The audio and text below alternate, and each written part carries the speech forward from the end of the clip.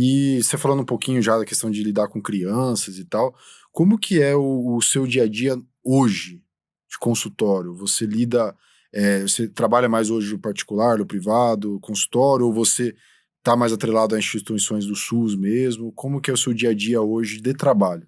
Cara, eu tenho... Aqui em São Paulo eu fico basicamente num ambulatório, né, de um plano aqui de São Paulo. Eu fico de insistente lá na escola. Uhum. E eu tenho consultório particular, né? Agora, em Rio Preto, eu fico na instituição, eu retornei para Santa Casa, me tornei preceptor, e fico na RCD, né? Que é a antiga ACD de Rio Preto, Legal. né? Então lá eu assim, tenho bastante... maioria, esmagadora maioria, é um público infantil, né? É o paciente pediátrico mesmo. Tem as malformações congênitas, né? Então, o grosso lá é o meu know-how, são as malformações congênitas. Tem os neuromusculares, né? Também faço acompanhamento, etc. No consultório também, particular em Rio Preto, hoje, cara, eu consigo te falar que eu, por incrível que pareça, eu atendo praticamente, se não, sei lá, 80% de pacientes para fixador no consultório. Nossa. E é muito difícil, cara. É uma coisa que a maioria acho que não tem, por exemplo, né? A maioria que eu falo nem de fixador, a maioria dos ortopedistas mesmo. A maioria atende de ortopedia geral. Sim. Uma coisa que eu sempre tive vontade é realmente de atender só a minha área.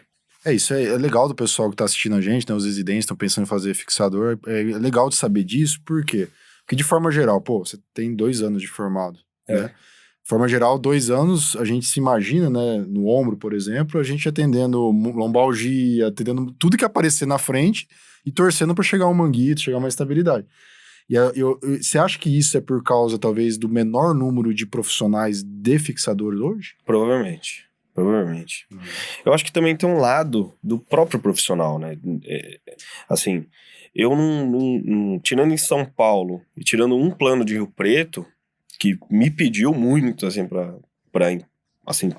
conveniar para um público específico, que é o infantil.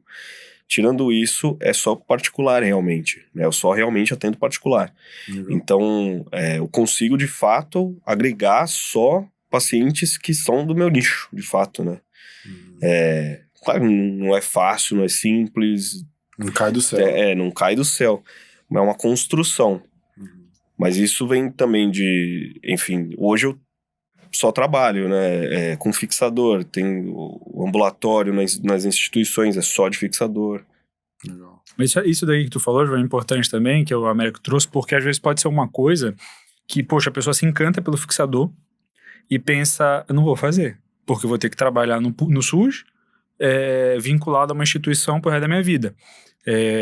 Às vezes tem ficar... essa ideia, né? Então, justamente. Então, vocês veem eu tinha essa ideia. Vocês veem que o fixador, também como todas as outras especialidades que a gente traz aqui, como qualquer coisa na vida de vocês, se vocês têm um foco, têm um objetivo e sabem levar a profissão de vocês vão conseguir trabalhar da maneira que vocês querem. Então, assim, não é impossível vocês trabalharem com pacientes particulares no fixador externo. Então, é excelente, o melhor de todas as realidades, né? Você consegue fazer aquilo que você gosta, com material provavelmente adequado. Talvez só uma coisa que foi até que a gente comentou, que foi uma luz que o Fernando me deu no dia que eu conversei com ele aqui, que foi a questão da grande vantagem que a pediátrica tinha de não ter materiais. Então, assim, eles conseguiam converter cirurgias particulares com mais facilidade. Eu imagino que no fixador isso já é um pouco mais complexo, né?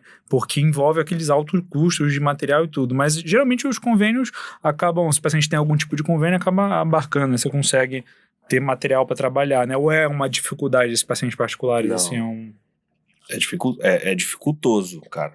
Esse negócio, isso que o Fernando falou, é a pura verdade. A pediátrica você tem material mínimo, né? Se for um Field Kirchner, por exemplo, mas a grosso modo não tem. Às vezes nem tem nada, né? Não tem nada. Então ele consegue converter o valor inteiro em honorário médico. Vai fazer uma polidactilia, uma sindactilia, você não vai usar nada praticamente, né? Vai usar só o fio, vai usar muito monocrio. Assim, o fixador ele tem essa dificuldade, cara. E é uma dificuldade mesmo, é grande a dificuldade. O grande lance é que, geralmente, o paciente vem para você de duas formas, né? Ou ele vai vir através de um ortopedista, de um colega seu, que vai pegar e vai te encaminhar e falar, cara, eu já cheguei no meu limite com esse paciente aqui. Daqui eu não Esse consigo livro ir mais. da bruxa. Toma pra você, bruxa. Eu não consigo ir mais. Não tem mais montanha pra subir, cara, com esse paciente aqui. O que você consegue fazer? Eu não consigo fazer tudo. Aí que Agora que começa. começa. Agora que começa. Né? Então você tem esse tipo de. Né, Sim. esse padrão de paciente. E você tem um paciente que te procura. Né, porque, enfim, rede social é uma coisa um pouco. Né, já é mais forte, né? Então.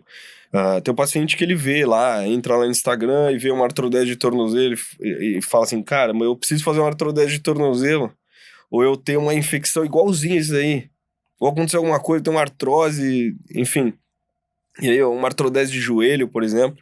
Então o paciente vem. É mais raro, é mais difícil o paciente procurar por vias próprias, né?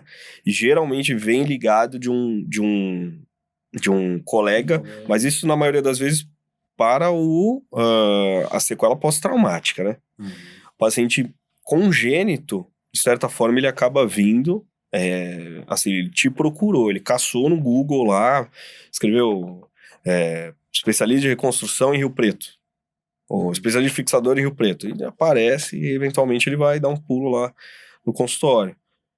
Então, é difícil, cara. Esse lance eu até fugi um pouco, mas esse lance do particular, cara, ele é complicado, porque, cara, é difícil. O cara vai ter que bancar o seu honorário, vai ter que bancar o material, eventualmente, se ele não tem convênio, e a briga com o convênio é grande, cara. Então, quantos pacientes que eu não tenho que eu indiquei... o honorário é tanto, mas vou fazer o pedido pro convênio, você faz o pedido pro convênio, o convênio faz o cara passar por 5 especialistas diferentes, aí vai encontrar um cara que abraça a causa, e aí esse cara abraça a causa e não é realmente um especialista, e aí ele faz uma coisa que acaba piorando um pouquinho, e aí o cara volta pra você e fala assim, então... Falei, então... Te avisei, né? Então... é duro, cara. Isso que é uma dificuldade, cara. Sim. É uma particularidade, assim, né, da especialidade, mas realmente eu acho que é isso que assim, a prática aqui do América, vocês veem que as possibilidades estão aí, né? Basta a pessoa, então, se divulguem no Instagram, aprendam a lidar com essas coisas que muitas vezes a gente não tem, a gente não aprende isso na faculdade, na residência, né? Esse pulo do gato aí da vida a gente não aprende. Então vocês veem que é cada vez mais importante se diferenciar e tá mostrando a cara por aí, né? Não tem jeito para poder trazer paciente, porque imagina, é difícil uma pessoa que tá lá assim, né? Eu vou lá, apareceu aqui, Fica sentado aqui na mesa, Sim. uma hora chega.